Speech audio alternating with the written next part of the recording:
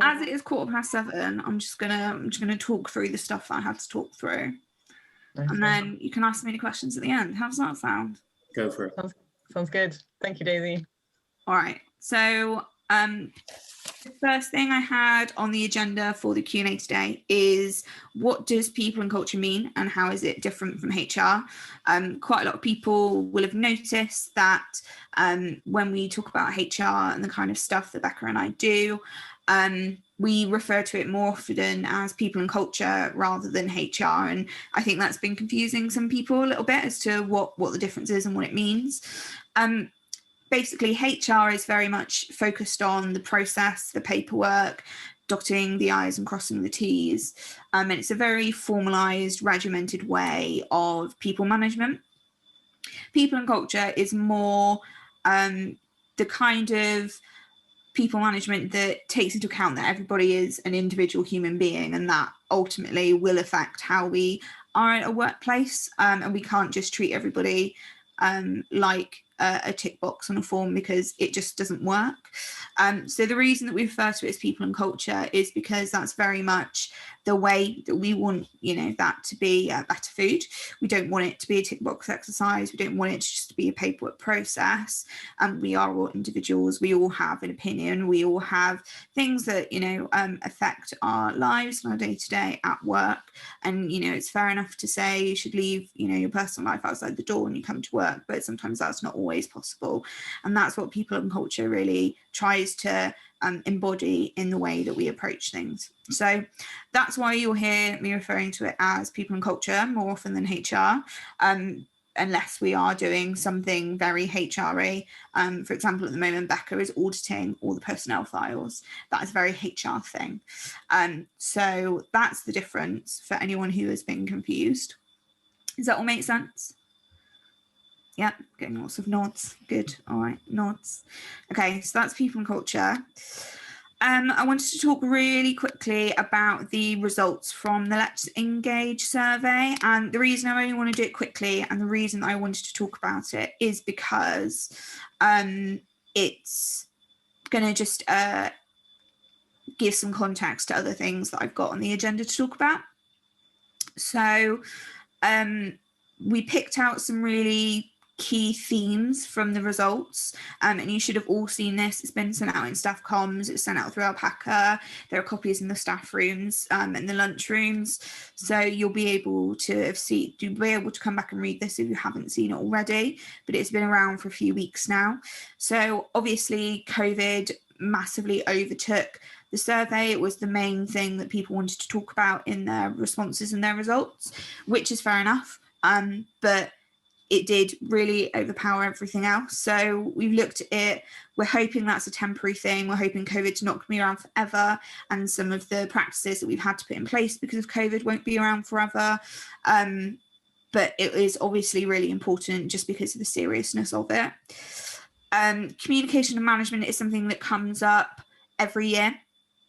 So we know at the moment our training and our communication isn't as good as it normally is, because we're restricted to doing things over Zoom that we would normally do face-to-face. It's been much harder to get around the stores for people who are based in one place normally.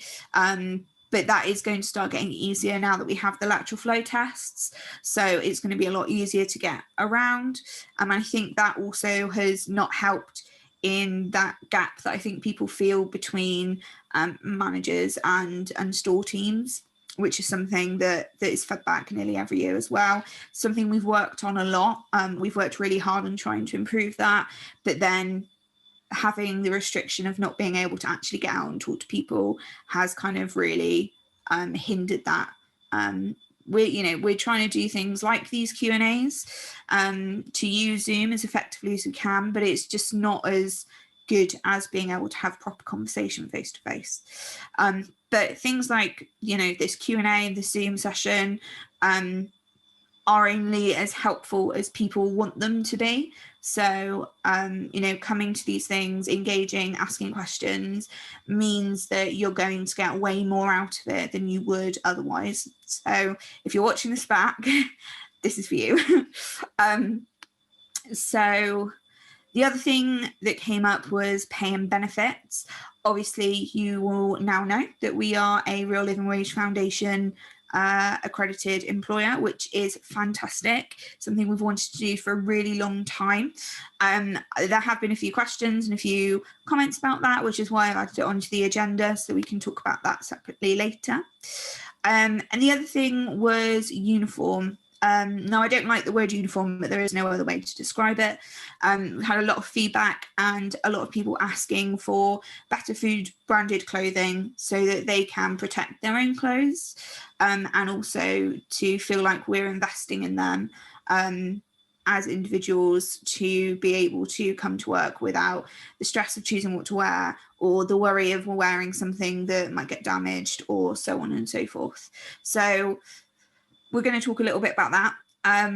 We've got some options. We've got some, potential things. I was hoping that there might be more people here for us to have a bigger discussion about it. But what we'll do is we'll send out a survey just because it's something that's really important that everybody gets to say. Volunteer days, obviously Becca and Maz have been working really hard on those and you will have seen that. And then the other thing is staff lunch, which I can't see on here, but I know that it's a big thing. Here we go, yeah, staff lunch. So Lewis has been working really, really hard on looking at what we can do to improve staff lunch offering, and he's come up with a bit of a plan. So again, I'm going to go through this, and again, it's something I'm going to have to send out a survey on because there's very few people here to give opinions, and again, it's really important that this is something everyone gets to say on. So that's just a bit of context for the things that I've got to talk about. Any questions on that? No? All good? Fabulous. Okay. In which case, I will move on to, for some reason it thinks you're talking, Jean, but you're muted, so it's just coming up with your face. You're just being recorded for some reason. So smile for the camera, Jean. So you're still muted. That's going to put people off actually watching this video, isn't it? They'll just turn to audio. It's fine. It's my voice and your face, Jean, is the perfect combo. It's all good. Okay. So going on to the first thing then that came up. So we'll talk a little bit about uniform. Now, a couple of people have asked for, where is it? Where's it gone? This one. Here we go. A couple of people have been talking about T-shirts. A couple of people have been asking for jackets. Some other people have been asking for Better Food branded dungarees or overalls. So there's been lots of suggestions, lots of comments. In the interest of sensibility, we have come up with a couple of designs. Thank you very much, Laura, for your help with this. A couple of colour schemes, and then we can start looking at what we might potentially want, if anything. This is just putting it out there to get the temperature of whether or not this is something that teams want, or if it's something that we just need to bin straight away. It's just responding to feedback that we've been given. If the overwhelming majority is that actually this isn't something we want, it's not something we have to do. But it's just an option, and it's just to kind of get feedback. So these are some of the colour combos that we've been looking at. So the first one is the traditional green with the yellow bee and the Better Food logo. Now, the plan would be for these artwork proofs anyways, to have the bee on the pocket on the front. So that would be embroidered. So that would last forever. It's not going to be printed. It would be embroidered. And then having the Better Food logo on the top of the back, just underneath your neck. So that would be, if we had a T-shirt, that's the way that we would do it. If we had a jumper, then we would need to decide whether or not we wanted the whole Better Food logo on the front or just the bee. I quite like the bee. I think it stands for what we are. I think it's really recognisably us. But again, this is down to you guys to give us your feedback and your opinions on. So we've got a couple of different colour choices. So like I said, this is the original green and yellow Better Food colours. And then this is grey and yellow. So this would be a slightly different look, just because just a different alternative. If you don't want to wear green, we could potentially go for a bit of grey just to mix things up.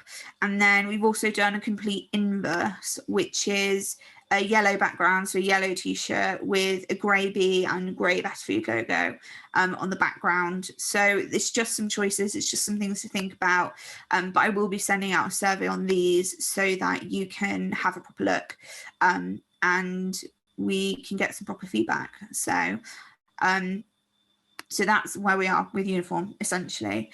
If it's something that, you know, we get really positive feedback on, it's something that we might go ahead with, and we'll need to look at how we monitor it, you know, whether or not we have alternating colours for different departments, whether or not we do jackets or gilets, whether or not we, you know, make it compulsory for everybody to wear, or whether or not we change things around and make it fairly relaxed. You know, there would be lots of different questions on that.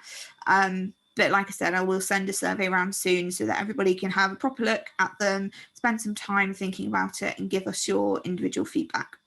So that is uniform. Any questions? Nope, lots of shaking heads. Oh, I guess for me, it does come around to, you know, how many is a lot of people who've advocated that they would like a uniform of some kind, I guess, and how many, I guess it's knowing how many would not want to wear a uniform of some kind, because obviously it's not just about the cost, but it's also about how better food is perceived in terms of how our people dress and a level of individuality, I guess. But so it is some, you know, I think it's important that those who are and who actually tune into this, you know, it's not just about necessarily saying what colours you want, but actually whether or not you would wear it. Because obviously what we don't want to do is spend a lot of money on uniforms and then find that half the staff just aren't interested or wouldn't wear it. So there is that. I'm not trying to be going one way or the other, but it is important that, you know, we hear from everybody. So it's not just a group who say, yes, that we'd like that. But if it's not something you want, then that's something we need to hear as well as the voices who say, yes, actually, we would like that. So yeah. If you do tune in, it's important that you say yay or nay or on what you like, so that actually the company can make the right decisions. Mm-hmm. Yeah, that's very true. It's not just about colour choice. This is just some mock-ups that we have to give you a feel of, you know, what it might look like if we had it. But the most important question is whether or not we want it at all. So yeah, and we'll only know that once we get some engagement on it and some proper feedback. So that's why we'll send a survey out. Okay, so that's uniform. Fabulous. What was next on my list? Staff lunch. Okay, so this is something that people complain about constantly, just because the types of soups that we have can go up and down. It depends on different people's tastes. Soups is something we've been doing for a really long time, and I think, you know, there's an element of getting bored of it as an option, and then there's also an element of it not being to everybody's taste. So now, I think the main thing with staff lunch is we're never going to be able to cater for absolutely everybody's taste because it is so subjective. So it's about trying to find the right balance between the majority and making sure that it's healthy, fresh, and enjoyable, without it being maybe what you would walk into a restaurant and pick or make for yourself at home. Just because it's going to be impossible for us to be able to do that and deliver it to everybody. So, like I said, Lewis has been working really hard on coming up with some options, and he's come up with a draft menu of the sorts of things that we could do, which I just wanted to share with you. And again, this is something that I will need feedback from everybody on as to whether or not it's something that you want to do, whether or not you think it's a positive thing, whether or not you would prefer it to soup, whether or not, you know, you have a different suggestion. You know, it's an open open forum essentially. So the first thing that we have, for example, we've got dal with green salad and pickles on a Monday, hummus and a salad from the production kitchen on the Tuesday and Wednesday. Thursday again, dal, green salad, or Friday hummus and green salad. So it's a bit of a mixture. I know a couple of years ago in the summer we did hummus, cheese and salad, which was fine, but the salad was going off quite quickly and there was a lot of wastage just because it wasn't being kept properly during those lunch periods. So this would be sort of an alternative way of making it, mixing it up a little bit, having something different throughout the week while still making sure that it's something that is feasible for us to do, and go from there. And then there would also be condiments to go with it, so olive oil, cider vinegar, mango chutney, chili sauce, and make sure that there's lots of things to kind of spice it up. So that's kind of the sort of sample draft menu that Lewis put together, and of the type of things that might be available if we decide to do the revamp, which I think we need to do, but that's just my opinion, which is why, again, I'm going to be asking for all your feedback on this. This doesn't necessarily mean this is what the menu would be. It's just an example of the kind of things that we could do. So I will be sending out another survey on this just to get everybody's feedback again, just because I would have hoped that we would be able to have a full conversation about it today with, you know, lots of people joining in, but we're not able to do that. So does anybody have any questions on that? Nope. Nope. Okay, lovely. All right, so the next thing on my list was the Real Living Wage Foundation.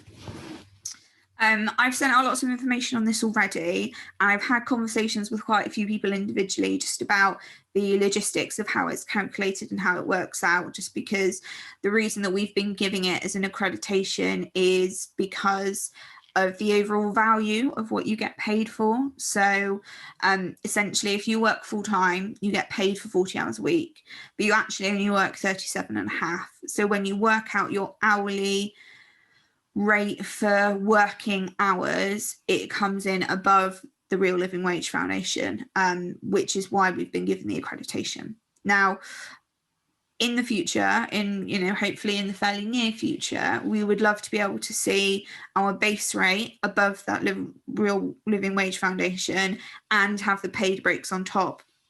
But at the moment, it was just too big a jump for us to be able to do, because it would, you have to consider that we have 115 staff in the business, and every decision that we make affects every single person. So there's always a bigger cost to it than might seem at initial first glance. Now, it's obviously not just about the cost, but it's making sure that we are able to sustain that for a long period of time and not make a rash or a snap decision which might jeopardize the business sustainability in the future. And that was all I really had to say on it, unless anyone has any questions. Nope. Lots of shaking heads. Fabulous. Oh, is Jean trying to talk, but he's muted? I'm just saying it's good that we're able to make that statement. I think it's a good thing. Fantastic. I agree. Okay. What was next on my list? That was it. That was my list. This is just any other business / questions. Look at that. We rifled through it in 18 minutes. You're on mute again, Jean. Muted me. Yeah, I did. You silenced me. I did.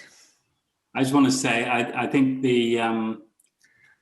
I know it's going back to the start, but the move to people in culture is important and significant. I think it does say a lot for what we're trying to do, and what we try to do. And I think thinking of people as a resource doesn't quite feel right. I mean, lots of resources in the business. Time's a resource. I mean, resources are precious, but people in culture, I think, is a fuller description of what you and what I think we want to do in terms of caring and managing people we have in the business. So good. Thanks. What do you think, Laura?